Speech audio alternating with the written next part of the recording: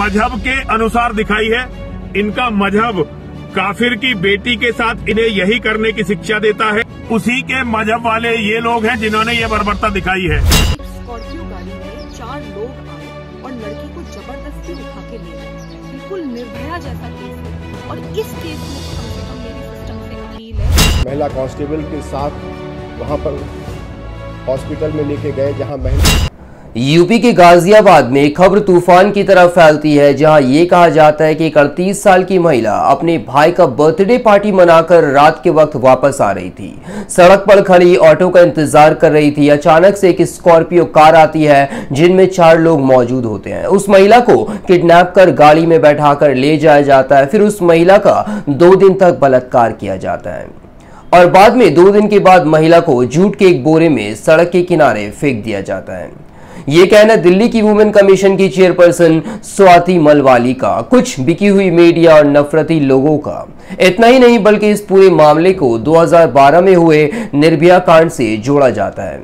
वही निर्भया कांड जिसमें कांग्रेस की सरकार को जमकर निशाना बनाया गया था, जिसके बाद 2014 में बीजेपी की सरकार बनी थी। मगर बाद में जब इस पूरे मामले की पुलिस द्वारा छानबीन करी जाती है, पता लगाया जाता है, जो सच्चाई सामने आती है वो हैरान करने वाली है, चौंकाने वाली है, आपके रोंगटे खड़े करने वाली है। ऐसा मामला जो आपने कहीं सुना होगा, ना ही कहीं पे देखा होगा। क्या है ये पूरा मामला? इसकी पूरी जानकारी हम आपको इस वीडियो के माध्यम से बतलाएंगे। मगर उससे पहले इस वीडियो को जरूर देखें कि क्या कहना है दिल्ली की वुमेन कमीशन की चेयरपर्सन स्वाति मलवाली का। 38 साल की महिला अपने भाई का जन्मदिन मनाकर गाजियाबाद से रात में वापस आ रही थी। सड़क पे खड़ी थी, ऑटो का इंतजार कर रही थी। इतने में एक स्कॉर्पियो गाड़ी में 4 लोग आए और लड़की को जबरदस्ती उठा के ले गए। वो उसको एक अनजान जगह पे लेके गए जहां पे एक और आदमी मौजूद था और पांचों ने मिलकर 2 दिन तक लगातार उसके साथ गैंगरेप किया। लड़की की हालत बहुत खराब थी, लड़की को बहुत टॉर्चर करा गया और यहाँ तक कि उसके प्राइवेट पार्ट्स में, गुप्त अंगों में रॉड तक घुसा दी गई। पूरी तरीके से लहूलुहान लड़की, उसके हाथ और पैर बांध दिए गए और एक बोरे में उसको भर दिया गया और सड़क पे फेंक कर चले गए। कुछ लोगों ने देखा, पीसीआर बुलाई और लड़की को अस्पताल में एडमिट कराया गया। जब लड़की अस्पताल में एडमिट हुई तब वो पूरी तरीके से लहूलुहान थी और उसके अंदर वो रॉड अभी भी मौजूद थी। बड़ी मुश्किल से अस्पताल से वो रॉड निकाली गई है। लड़की अभी अपनी जिंदगी और मौत की लड़ाई लड़ रही है। हमने एसएसपी गाजियाबाद को नोटिस इशू करा है कि ये जो भी वैशी दरिंदे हैं इनको तुरंत अरेस्ट करा जाए और इनके ऊपर सख्त से सख्त कार्रवाई हो। लेकिन ये केस इतना घिनौना केस है, ये केस बिल्कुल निर्भया जैसा केस है और इस केस में तो कम से कम मेरी सिस्टम से अपील है कि तुरंत फास्ट ट्रैक कराया जाए और तुरंत इन आदमियों को सख्त से सख्त सजा दी जाए। जिस तरह से ये महिला बयानबाजी कर रही है, आप लोगों को भी इस महिला की बातें सच लगेगी, जहां ये महिला बड़ी चालाकी के साथ इस पूरे मामले को 2012 में हुए निर्भया कांड से जोड़ देती है। इसके अलावा हरिद्वार हेट स्पीच के हीरो यति नरसिंहानंद भी यही करते हैं और मुसलमानों को क्या कह रहे हैं जरा गौर से सुनिएगा, फिर बतलाऊंगा इसकी पूरी कहानी की सच्चाई क्या है। मैं यति नरसिंहानंद गिरी आज गाजियाबाद में हमारी एक बेटी के साथ जो घिनौना कांड हुआ है उसकी मैं बहुत ही निंदा करता हूं और जिस तरह की बर्बरता निर्भया कांड में दिखाई गई थी उससे भी ज्यादा बर्बरता इस बेटी के साथ दिखाई गई है। जिस व्यक्ति ने निर्भया कांड में बर्बरता दिखाई थी उसी के मजहब वाले ये लोग हैं जिन्होंने ये बर्बरता दिखाई है। ये बर्बरता इन्होंने अपने मजहब के अनुसार दिखाई है। इनका मजहब काफिर की बेटी के साथ इन्हें यही करने की शिक्षा देता है, यही करने की आज्ञा देता है।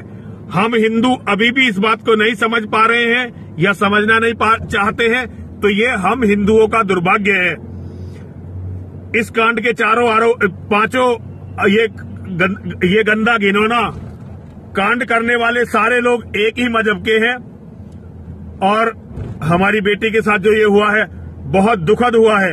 इसे कुरान और हदीस के चश्मे से देखा जाना चाहिए, हदीसों से और कुरान से इसको देखा जाना चाहिए और ये देखा जाना चाहिए कि ये लोग बार बार ऐसा काम क्यों कर रहे हैं। यदि आप इसकी जड़ों तक नहीं जाएंगे और ऐसे ही इस पर समय व्यर्थ करते रहेंगे तो बहुत सारी बेटियां इसका शिकार बनने वाली हैं।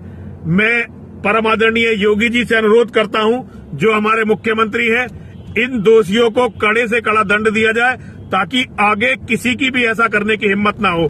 जल्दी से जल्दी ये दंड दिया जाना चाहिए और इसकी जड़ों को कुरान और हदीस में ढूंढना चाहिए। ये यति नरसिंहानंद है जो मुसलमानों को जिहादी बलात्कारी कहकर हिंदू धर्म का नाम रोशन कर रहे हैं।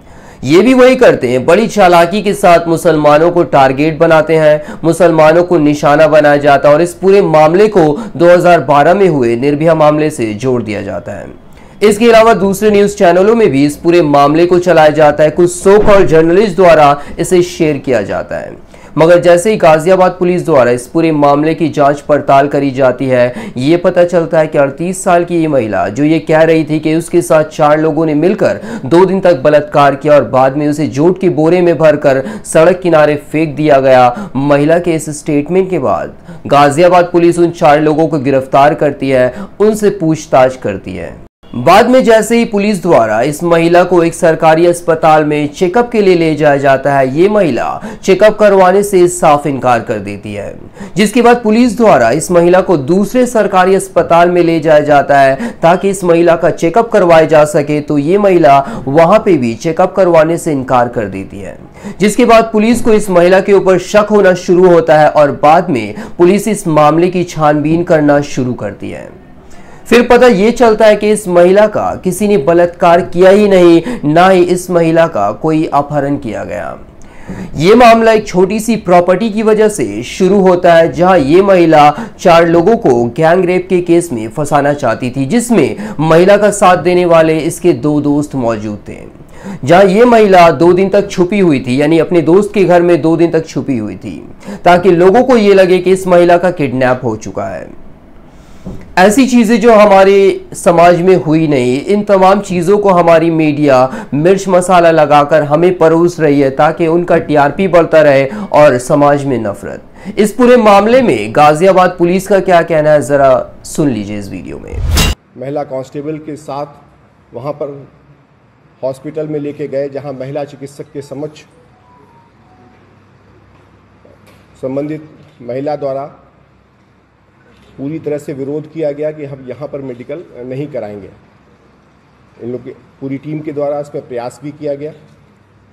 जब सफलता प्राप्त नहीं हुई तो जाहिर सी बात है चिकित्सकों द्वारा इसको हायर प्लेस के लिए रेफ़र किया गया, मेरठ मेडिकल कॉलेज या अन्य।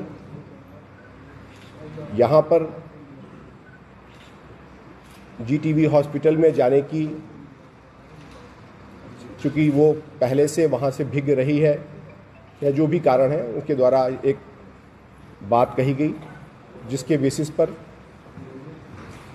उपचार इत्यादि की कार्रवाई संपन्न कराई गई। इस एसआईटी के रूप में जो इनकी एसपी क्राइम और पूरी टीम, जो फॉरेंसिक के लोग, इन सब ने इस पर तत्परता से कार्रवाई की, तो ये बात निकल के आई कि इनका एक परिचित आज़ाद पुत्र तहसीन निवासी कबीर नगर दिल्ली है, जो कि जिस समय ये गायब हुई थी कथित रूप से, उस समय से इनका भी मोबाइल ऑफ था। और हम लोगों को प्रथम दृष्टया ये भी लगा कि इस पूरी जो एक इशू पे जो लोग इस प्रकरण में नामजद हैं, वहाँ पर कड़कड़नुमा। बड़े ही शर्म की बात है कि हमारे हिंदुस्तान में ऐसी चीजों को फैलाया जाता है, वायरल करने की कोशिश करी जाती है, जिससे समाज, किसी एक पार्टी या धर्म को आसानी से निशाना बनाया जा सके।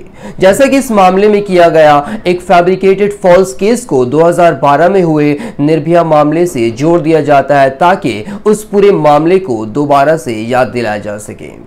फिर हम और आप ही है जो बेवकूफ़ की तरह इन तमाम चीज़ों को शेयर करना शुरू करते हैं, हिंदू मुसलमान डिबेट करना शुरू करते हैं। शुक्रिया, आप देख रहे थे द न्यूज़ शिफ्ट।